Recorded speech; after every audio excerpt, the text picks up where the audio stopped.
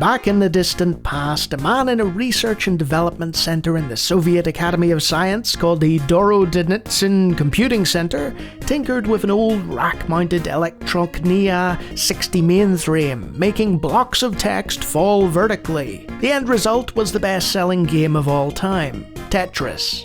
Many attempts have been made to convert his masterwork to IBM-compatible systems, and I've played a fair few of them on this channel. Sure, the gameplay of Tetris is timeless, but in terms of presentation, most of these DOS conversions leave a lot to be desired. In 1997, a German company called Crossfire Designs stepped up and decided to recreate Tetris one more time in DOS. By this point, most Tetris remakes were being created for Windows, and the venerable old operating system had started to be left behind.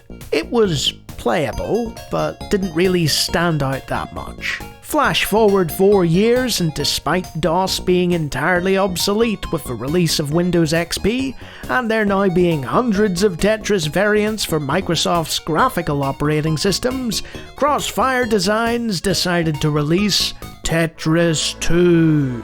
That's right, it's Tetris, but better, with high and true color support, alpha blending, module music, and radical effects. This isn't the dry and dull Tetris of old. No siree. This is Tetris for the new millennium. It was bright and colourful and blasted techno music at you, and the outdated blocks were replaced with smooth and sleek circular dots full of attitude. It was also developed on newer AMD processors, so you really needed a top-of-the-line DOS machine in order to reach the promised puzzle nirvana that Tetris II supplied. What do you mean, why am I reviewing this now? I'll get to that. It turns out that the original developer of the game came back to it. What's his name? Stefan. No, not Stefan Hendricks. Or Stefan van der Velde, the other developers I've spotlighted. What is it with Stefans? This Stefan runs a YouTube channel called Bad Sector, and has produced a documentary detailing all about the newest version of Tetris 2. A link is in the description. The new and improved Tetris 2 version 0.96 requires a fast graphics card with at least 1 MB of memory and VISA support, and anywhere between 100 and 300 MHz in terms of processor speed. The specifications are listed on the website, also in the description, but most people will be playing it in DOSBox.